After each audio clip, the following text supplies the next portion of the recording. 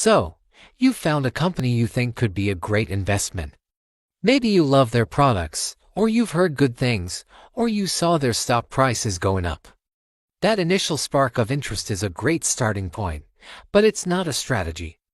Buying a stock based on a feeling or a hot tip is like getting married on a first date. That's a huge commitment with very little information. The single most important skill you can develop as an investor is knowing how to properly research a company before you ever hit the buy button. This process is called due diligence. And it's what separates the gamblers from the genuine investors. In this guide, we're going to walk through a complete, step-by-step framework for vetting a company. We'll look at the big picture story, dive deep into the financials, and uncover the red flags that most beginners miss. By the end of this, you'll have a clear checklist to follow for any stock you're considering, transforming you from a hopeful speculator into a confident analyst. Let's start with the big picture, because even the most profitable company is a bad investment if it's in a dying industry. First, you need to understand the company's business model. In simple terms, how does this company actually make money? This seems obvious, but you'd be surprised how many investors buy shares without a clear answer. Is it selling software subscriptions? Manufacturing physical goods? Providing a service? You need to be able to explain it in 1 or 2 sentences. Next, assess the industry itself. Is it growing, stable, or in decline? A great company in a shrinking industry has to work incredibly hard just to stay in place, while an average company in a booming industry can be carried upward by the tide. Finally, and this is critical, identify the company's competitive advantage, also known as its economic moat. What does this company do that prevents competitors from stealing its customers and profits? Is it a powerful brand name that commands loyalty, like Coca-Cola?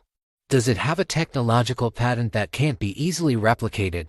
Is it the low-cost producer in its industry, like Walmart?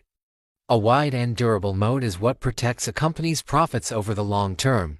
Once you understand the story, it's time to verify it with hard data by looking at the company's financial statements.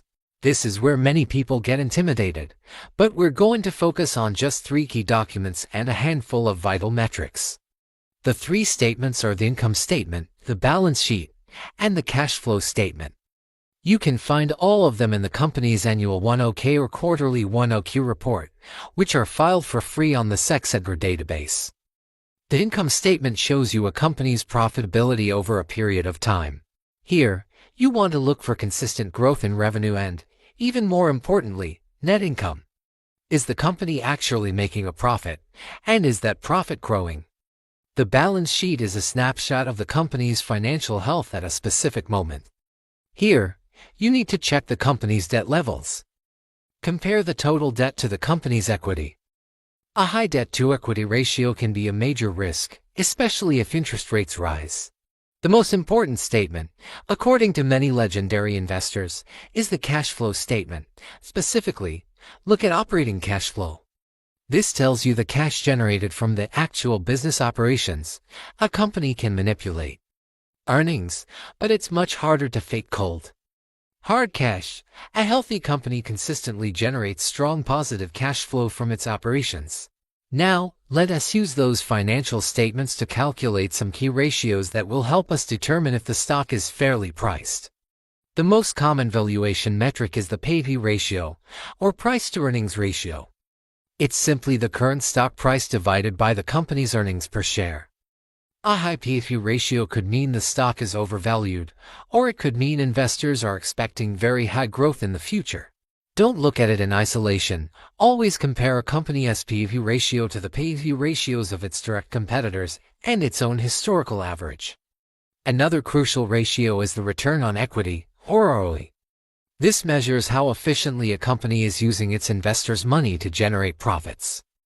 A consistently high ROE, say above 15%, is often a sign of a great business with a strong competitive advantage. For the final step of your financial deep dive, you must read the company's annual report, specifically the management discussion and analysis section, and the risk factors. This is where the management team explains their view of the business and the challenges they face?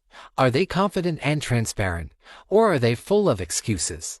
The risk factors section will openly list every potential threat to the business, from new regulations to supply chain issues. It's a required reading that most investors skip, giving you a significant edge.